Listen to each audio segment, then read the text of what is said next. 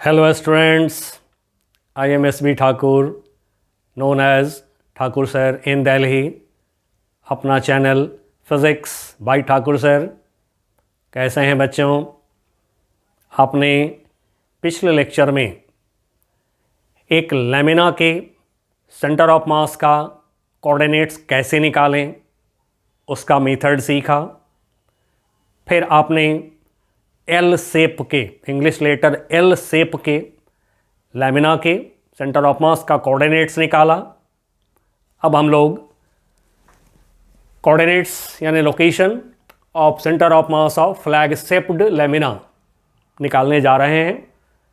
जब झंडा फहराए जाते हैं 15 अगस्त 26 जनवरी में आपने देखा होगा, तो क्या होता है, जो झंडा का शेप आता है, जैसे रॉड हो गया, उसमें इस तरह से झंडा जब फहराते हैं तो दिखाई पड़ता है। तो इस शेप को फ्लैग शेप कहते हैं। अब इसके सारे डायमेंशंस हमें दे रखे हैं। अब हम अपना प्रोसेस जो आपको हमने दिया था 3 स्टेप्स में, उन स्टेप्स को यूज करते हैं और निकालते हैं coordinates of centre of mass of flag shaped lamina. तो सबसे पहला स्टेप हमारा क्या है? पहले हम इसका मास सपोज कर लें। Let mass of the lamina, mass of the lamina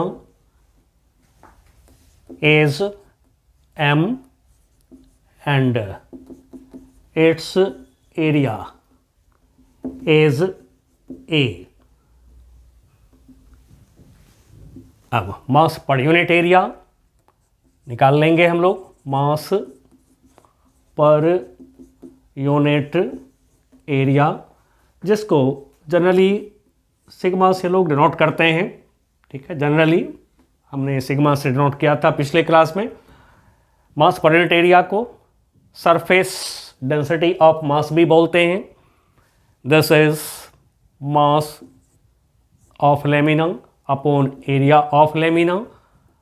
अब सेकेंड स्टेप हमारा था कि जो लैमिना होंगे उसको मिनिमम नंबर ऑफ रेक्टेंगल्स और स्क्वायर में हम डिवाइड करेंगे। तो चलिए इसको डिवाइड करते हैं। स्क्वायर रेक्टेंगल में यदि इस लाइन को ऐसे बढ़ाए जाएं तो ऐसे एक रेक्टेंगल बनेगा, ऐसे दूसरा रेक्टेंगल बनेगा। यदि इस लाइन को हम ऐसे आगे बढ़ा दें तो ऐसे एक रेक्टेंगल बन जाएगा और 1 मीटर बाय 1 मीटर का एक स्क्वायर बन जाएंगे। तो आपको जो इच्छा हो आप कर सकते हैं, रिजल्ट में कोई फर्क नहीं आवेगा।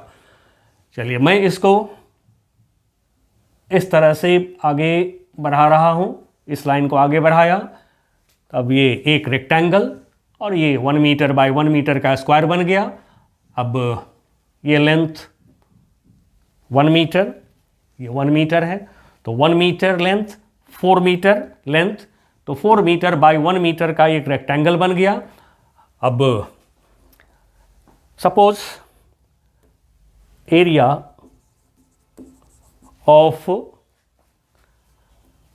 1 रेक्टेंगल, एरिया ऑफ 1 रेक्टेंगल, ये जो रेक्टेंगल है is A1, its mass is M1 at its CM centre of mass C1। तब एरिया A1 कितना होगा? इसका area A1 equal to length into breadth, तो 4 metre by 1 metre, 4 into 1 4 metre square. अब इसको हम दिखाना चाहेंगे इसके सेंटर ऑफ मास पर M1 को, मास M1 को दिखाना चाहेंगे सेंटर ऑफ मास पर। तो जैसा कि आपको ऑलरेडी जानकारी है कि जो रेक्टेंगल है इसके डायगोनल्स जहाँ पर मिलेंगे वहाँ पर सेंटर ऑफ मास होगा, क्योंकि centre of mass uniform body का ज्योमेट्रिक सेंटर पे होते हैं। तब एक बात और हम लोगों ने पिछली क्लास में जो सीखा है कि यदि साइड का परपेंडिकुलर बाइसेक्टर आप ड्रॉ करें तो फिर रेक्टेंगल स्क्वायर दोनों में जो साइड्स होते हैं उनके परपेंडिकुलर बाइसेक्टर सेंटर ऑफ मास पे मिलते हैं। तो ये 1 मीटर का परपेंडिकुलर बाइसेक्टर 1 मीटर साइड का परपेंडिकुलर बाइसेक्टर यानी कि मिडिल पॉइंट पर परपेंडिकुलर ड्रॉ कर रहे हैं। फिर ये जो 4 मीटर लेंथ है तो इसके परपेंडिकुलर बाइसेक्टर यानी 2 मीटर लेंथ पर परपेंडिकुलर ड्रॉ करते हैं। जहाँ पर ये दोनों मिल जाएंगे ये ज्योमेट्रिक सेंटर होगा, यही सेंटर ऑफ मास होगा, यहाँ पर मास m1 होंगे। चलिए तब m1 का पता लगा लेते हैं। तो जैसा कि मास पर यूनिट एरिया क्या है, ये मास बाय एरिया, तो फिर मास निकालने के लिए हम सिग्मा इंटू एरिया कर सकते हैं। तो फिर m1 equal to sigma into area A1। अब सिग्मा की वैल्यू m/a, ठीक है। अब ये टोटल एरिया क्या होगा इसको निकालना होगा हमें। तो फिर इसके लिए फिर हम लोग क्या करें, इस स्क्वायर का भी एरिया ले लीजिए। तो area of square, area of square इसको A2 मान लेते हैं। This is equal to 1 metre by 1 metre है, तो लेंथ स्क्वायर यानी कि 1 का square equal to 1 metre square हो गया। अब टोटल एरिया A लेमिना का क्या होगा, total area A equal to A1 plus A2 equal to A1 हो गया 4, A2 हो गया 1 इक्वल टू 5 मीटर स्क्वायर। अब देखिए जो सिग्मा है, sigma this is m/a mass, total mass, total area A को आप 5 लिख सकते हैं, तो 5 हो गया। अब m1 मास सिग्मा, सिग्मा m/5 ले लीजिए into area A1। Area A1 कितना है हमारा 4 इंटू 4 यानी कि 4m/5, 4m/5 हो गया। उसी तरह से स्क्वायर का मास m2 मान लेते हैं। तो mass of square m2 equal to sigma into A2, ठीक है। ये सिग्मा है, जैसे सिग्मा, तो सिग्मा इंटू एरिया मास हो जाएंगे, ठीक है। अब सिग्मा की वैल्यू कितना है m/5, m/5। A2 एरिया कितना है हमारा स्क्वायर का area A2, this is 1 metre square, तो इंटू 1 इक्वल टू हो गया m/5। अब m2 मास कहाँ पर होगा, स्क्वायर के सेंटर ऑफ मास पर। तो फिर साइड बाइसेक्टर को ड्रॉ करिए 1 मीटर पर, 1 मीटर के मिडिल पॉइंट पर परपेंडिकुलर ड्रॉ किया। ये इस साइड का भी परपेंडिकुलर बाइसेक्टर या इस साइड का किसी साइड का भी परपेंडिकुलर बाइसेक्टर ड्रॉ करिए, वो आ जाएंगे सेंटर पर। अब ये हो गया C2 स्क्वायर का सेंटर ऑफ मास, यहाँ पे मास m2 सपोज कर लिया हमने। अब नेक्स्ट स्टेप हमारा क्या है, कोऑर्डिनेट्स का पता लगाना। किसका कोऑर्डिनेट, m1 मास का, m2 मास का, यानी कि C1 C2 का कोऑर्डिनेट पता लगाना है। तब हम लोग एक्सिस सपोज कर लें। तो जैसा कि हमने आपको बताया था कि ओरिजिन अच्छा होता है कि लोअर लेफ्ट कॉर्नर पर ले लीजिए, ऐसे तो कहीं भी ले सकते हैं। तो फिर ओरिजिन यदि हम यहाँ पर लेते हैं लोअर लेफ्ट कॉर्नर पर, देन यहाँ से मान लिया इसको एक्स एक्सिस, ओरिजिन O यहाँ से ये मान लिया वाई एक्सिस। अब कोऑर्डिनेट C1 C2 का यहाँ पर लिख सकते हैं, फिगर पर भी लिख सकते हैं, अलग से लिख लेते हैं। तो चलिए C1 का कोऑर्डिनेट देखते हैं। C1 इसका कोऑर्डिनेट लिखेंगे ब्रैकेट में, परपेंडिकुलर ड्रॉ किया C1 से, एक्स एक्सिस पर लेंथ, ये लेंथ 0.5 मीटर क्योंकि ये 1 मीटर है, ये मिडिल पॉइंट है इस साइड का। तो फिर ये हो गया हमारा एक्स एक्सिस पर length 0.5 metre, 0.5 metre, comma y axis पर लेंथ, अब ये है ये 4 मीटर है, तो फिर ये 2 मीटर हो जाएंगे। तो फिर 2 मीटर निकल गया। C1 फर्स्ट मास m1 का कोऑर्डिनेट निकाल लिया हमने। उसी तरह से m2 मास यानी कि C2 का कोऑर्डिनेट इसके बगल में लिख रहे हैं। अब यहाँ से परपेंडिकुलर ड्रॉ करिए एक्स एक्सिस पर, तो देखिए कितना आता है लेंथ, ये लेंथ कितना आता है जानने के लिए आप चाहें तो इसको इधर बढ़ा लें, जैसे भी हो कोऑर्डिनेट हमें देखना है। तो देखिए ज़रा गौर से, ये है 2 मीटर, ठीक है, ये 1 मीटर हो जाएंगे half length, this is 1 metre, ये 1 मीटर हो गया। अब ये 0.5 मीटर एंड सो C2 का जो x कोऑर्डिनेट है, C2 का x एक्सिस पर लेंथ, ये लेंथ हो गया कितना 1.5 मीटर, 1.5 मीटर, कमा अब y कोऑर्डिनेट C2 का यहाँ से परपेंडिकुलर ड्रॉ करिए, इधर ये ड्रॉ किया परपेंडिकुलर, तब देखिए ये यहाँ से यहाँ तक 2 मीटर है, ठीक है, फिर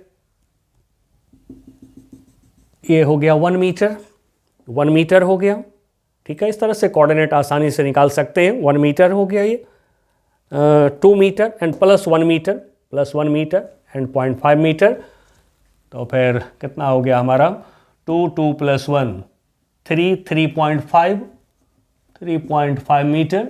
अब कोऑर्डिनेट्स जब निकाल लिया आपने C1 C2 का, M1 M2 का कोऑर्डिनेट्स निकाल लिया, देन उसके बाद तो फिर जैसा कि आप जानते हैं x coordinate of centre of mass of the lamina whole body को M1 M2 से बना हुआ मानिए, सिस्टम ऑफ M1 M2 मानिए होल बॉडी को। अब होल बॉडी का सेंटर ऑफ मास का x coordinate XCM M1 x1 plus M2 x2 divide by M1 plus M2। अब देखिए M1 कितना है, M1 मास ये है 4m/5, 4m/5 into x1 0.5 plus M2 मास कितने हैं m/5 इंटू x2 कितना है, x2 1.5 अपॉन टोटल मास को हम लोगों ने कैपिटल M सपोज किया हुआ है, कैपिटल M। अब M से डिवाइड कर दीजिए, ठीक है, तो फिर M कैंसिल हो जाएंगे, M से डिवाइड लिया इसको, M कैंसिल, M से डिवाइड लिया इसको, M कैंसिल, तो फिर बच गया हमारे पास में 4 × 0.5, तो ये हो गया 2/5 प्लस फिर 1.5/5 हो गया LCM 2 + 1 3.5, इसको सॉल्व कर दें थोड़ा सा, और नीचे एक 10 लिया, 5 7 जा, नाउ 7/10 मीटर। ठीक इसी तरह से y coordinate of centre of mass of lamina निकालेंगे। ये y coordinate of centre of mass of whole lamina, YCM पूरे लैमिना का सेंटर ऑफ मास का y coordinate. Now this is M1 y1 plus M2 y2 upon M1 plus M2। Now M1 mass कितना है 4m/5, y1 कितना है 2 metre plus M2 मास कितने हैं, M2 is m/5 and y2 कितना है 3.5 into 3.5 divided by total mass, divide कर लिया। नाउ कैलकुलेट कर दीजिए, देखिए कितना आता है। तब फिर उसी तरह से M से डिवाइड लेंगे, M कैंसल। नाउ ये हो गया 4 2 8/5 प्लस 3.5/5 LCM कर लें, देन 8 + 3 11.5।